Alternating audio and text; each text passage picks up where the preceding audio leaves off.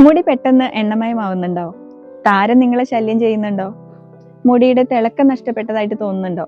എന്നാൽ വളരെ പരിചിതമായിട്ടുള്ള ഒരു ചെടി നമ്മളെ ഈ എല്ലാ പ്രശ്നങ്ങളിൽ നിന്നും സംരക്ഷിക്കും.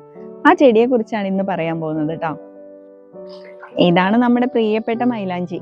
ഒരുവിധം എല്ലാ വീട്ടിലും നട്ട് വളർത്തുന്ന ഒരു ചെടിയാണ് മൈലാഞ്ചി.